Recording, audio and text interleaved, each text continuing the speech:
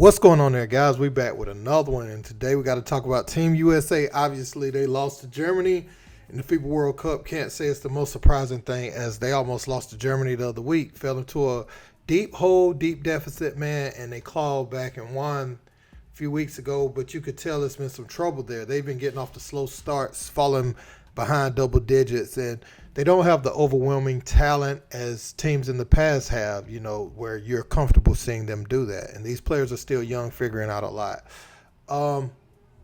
But today I want to talk about Stephen A. Smith and some of the comments he made about Noah Lyles. And Noah Lyles actually responding in a subtle way to Team USA's defeat. And people were calling him out on his post, saying the timing of this post ain't slick. Now, he posted a video of him running, saying he refuses to get complacent right as Team USA lost to Germany in the semifinal. And so you got the people calling him out on the post. Now, if you remember, Noah Lyles said this. World champion of what? The United States? So, you know, you had Stephen A. Smith respond a few weeks ago, calling him flagrantly ignorant. And also today, he had to walk that stuff back after Team USA lost. Let's check it out. First of all, congratulations to your greatness. Continue to represent this country the way that you did. Major props to you. I'm sure he's a good brother and the whole bit. He just came across as flagrantly ignorant, and that needs to be said. The NBA has established itself as a global iconic brand. Arguably the best player in the game today in a lot of people's eyes is Nikola Jokic. Okay, you've got guys from Serbia, Slovenia, you know, the list goes on. Luka Doncic, where's he from? All right, Giannis Antetokounmpo, where's he from? Greece. I'm looking at a number right here.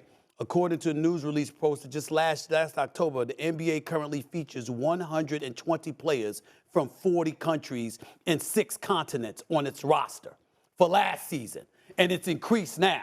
So how is that not global? How is that not the world champion? The best players from around the world descend upon America to join the National Basketball Association. Of the 450 plus players, nearly a third of them are international players. And the international players, rather than stay over there or electing to stay over in their respective countries or in Europe, China, or wherever the case may be, to play basketball, they want to come to the league, the NBA, because it's the best basketball league on the planet. It's the second straight time Team USA hasn't made the FIBA World Cup Finals. Stephen A., talk. That's glaring. And it gives credence to Noah Lyles and Boris Kojo and others who've basically said this ain't no world championship when they win the NBA championship. It's the NBA championship, it's not the world. International competition is different, and the USA gets exposed because their lack of depth, their lack of cohesiveness, et cetera, compared to some of these other teams from these other nations, speaks volumes. And this is the latest example of it, period. So one of the things I feel like is Team USA's biggest Achilles heel is they go over there playing selfish basketball. One-on-one, Anthony Edwards, you know, wants to dribble up the court. Now, he played well, don't get me wrong, but wants to dribble down one-on-one. You have everybody, really, one-on-one this, one-on-one that. And people were applauding the 40-point performance or whatever it was from Anthony Edwards earlier in the tournament. And I was alarmed by it because I'm like, why is Team USA having to have a player do this? If we're playing team basketball the right way and we have the most talent man for man on the roster, why aren't we able to come out victorious without someone having to score like that? It shouldn't ever be so lopsided on a Team USA. Now, the world is catching up. That observation and that assertion is true. My issue is we're still Team USA, so the depth should start to take, you know, its toll. But looking at it, I'm like, man, you know, the teams are getting out to quick starts on us, and it's not just like great teams. I mean, it's some of the teams that were pretty bad jumped out double digits on us. We never came out ready to play. Our bigs, you know, Jaren Jackson Jr. fought as hard as he could, But we sending Bobby Portis over there. Walker Kessler didn't play enough, in my opinion. I thought our shot blocker should have been on the court because you need to have and he should have got more minutes throughout the tournament because I feel like our rim protector needed to be out there to try to have some intimidation by the rim, to help Jaren Jackson out some. He's a little bit bigger. So, when you have the bigs out there, he'll show them the best look that we have at times, to try to guard these guys. Daniel Tice, 21-7, very comfortable out there against these young bigs. And we know he can shoot just from his time with the Celtics.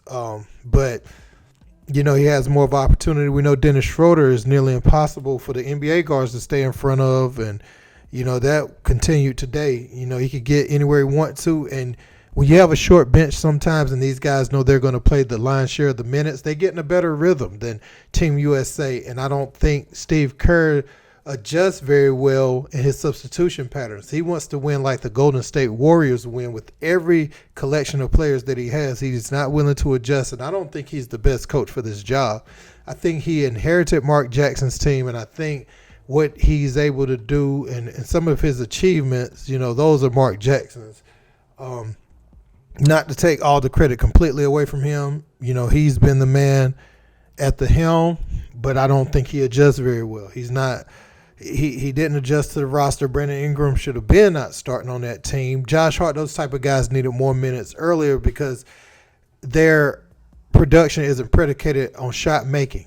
And he didn't mix that very good. He had a lot of shot makers out there together at different times, and no one was willing to do the other stuff it takes to win.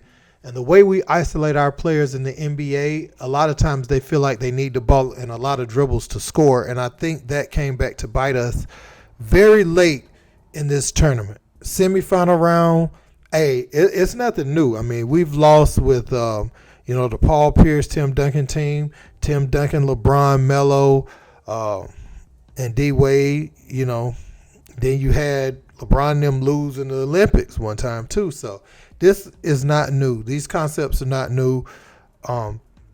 We need to go back to developing centers and power forwards in the game of basketball. It's cute to get out there and shoot all these threes and stuff, but we need to have a physical presence down low to, really to offset some of this, the growth of the guards. Because it ain't like they had Joel Embiid in the Olympics. In the FIBA World Cup, it's not like they had Nikola Jokic or Giannis. We didn't have to even face those guys. But when you have NBA guard versus NBA guard, the game can go either way when it's just guard heavy.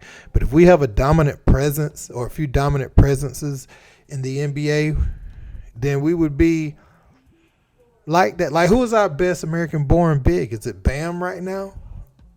So you look at Giannis, you look at Jokic, you look at Embiid. We have at least three bigs right off top that is significantly better than our best American-born big. And that has to change in the future, man. That has to change. That's just my assertion on it. But what do you think about Stephen A. Smith comments and him changing his tune on Noah Lyles? Let me know in the comments. Don't forget to like, share, and subscribe. Until next time. Peace.